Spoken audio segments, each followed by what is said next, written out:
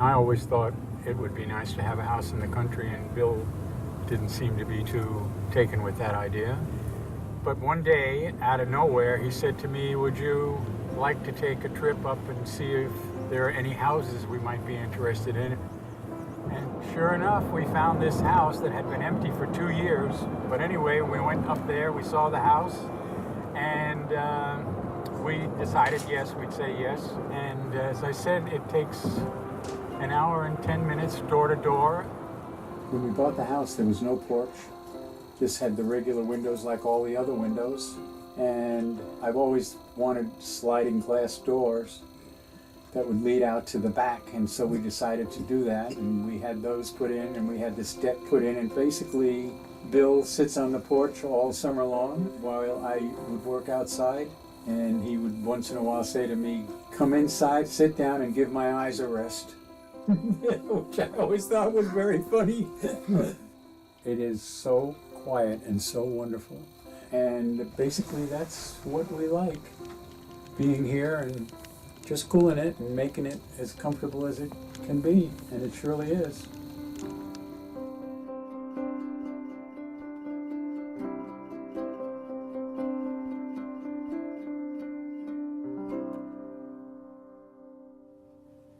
I think I was 18 and a half when I got to New York, and I had never been to the baths, but I fell in love with them. And I started going every Friday night. Yeah, a friend of mine, one Friday, he asked me if I had ever been to the bath. And I said, no, I hadn't. And so he said, well, you're missing something, so let's go tonight. So I was standing outside the steam room, and there were these people going by, and each one I looked at and I thought, wow, maybe do you suppose it would be possible to have a relationship with this person or that person?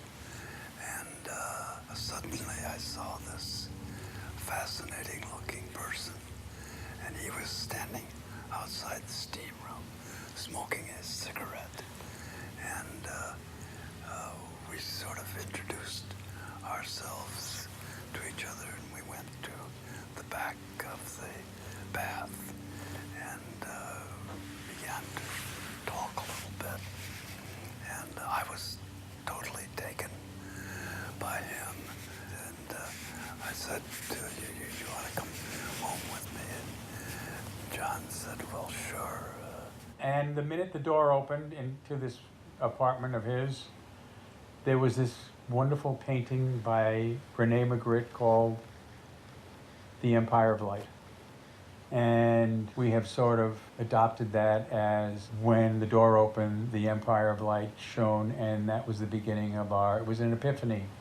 And I thought, this is the best thing that's ever happened to me. And sure enough, it was. And then I got my draft notice, and I thought, holy shit, meet a guy like this. I've been dreaming about this at least for the last 4 years. And my great fear was they'd send me to Europe or who knows where, and they did. 6 months before Germany, used to come and visit me in Fort Dix, right?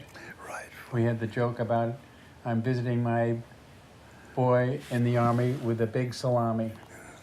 We'd have a little picnic, and he would always bring fried chicken and deviled eggs, and we'd sit there totally enraptured with the thought of being together. And then he did everything in his power to make sure that we would have a life together, even though we were separated for 18 months. He would write me every several days these wonderful letters about how he couldn't wait for me to come back, and we were off and running, basically. Aren't they beautiful? Yeah. Well, the apartment, we've been here since 1965. When I met Bill, he lived up in Washington Heights, and somehow by accident we found out that this was available, and we just fell in love with it the minute we saw it, and we've been here ever since. 50 years. 50 some years. Some odd years. He took me to see my first foreign movie. I'd never seen a foreign movie. He took me to dinner one time at a place called the Brittany Cafe on 9th Avenue. That it was the first French meal that I'd ever had, and I was his project. And he wanted me to get a degree, and he wanted me to move on and move up, and he made it absolutely his goal to support me in every way. I went to school at night for 9 years, 4 nights a week, worked full time. I never did a thing. Bill made my meals, he made the bed, he did the laundry. I mean, it was unbelievable. The first thing he did when I really got accepted at Baruch, he bought this Encyclopedia Britannica and a brand new desk, and it was obvious that he was going to do everything he could to help me make it. He wanted to do that, and I knew it. And so when I was getting ready to graduate and I got my degree, I told Bill he will never, ever, as long as we live, do the laundry again. And that was in 1971. And so he has never, ever done the laundry since. This wall is basically dedicated to our 23 trips over 23 years to Spain that we just absolutely had the most wonderful time. We started at the south and we went all the way up to the north. We drove all through Spain for 23 years. And I was sitting in this wonderful seat, looking here, looking there, looking down around, seeing every wonderful thing about the paisaje, and I never gave it a second thought. I always thought that Bill was seeing the things that I saw. And then when we decided I would do all the driving to the country, I thought, oh my God, all the stuff that he must have missed all those years by driving me around like I was some, I don't know what, dignitary. We've been together in the 50s, the 60s, the 70s, the 80s, the 90s, the zeros, and now we're in the 11s. 7 decades. Inhale and puff. Keep it there. Okay, take it out of your mouth, put the clip in. Bill is definitely in the early stages of Parkinson, and he's not as swift as he used to be. His attitude is wonderful. There are a lot of things he can't do quite as well as he used to do without any problem, and so he needs a little more help, but I get overwhelmed once in a while.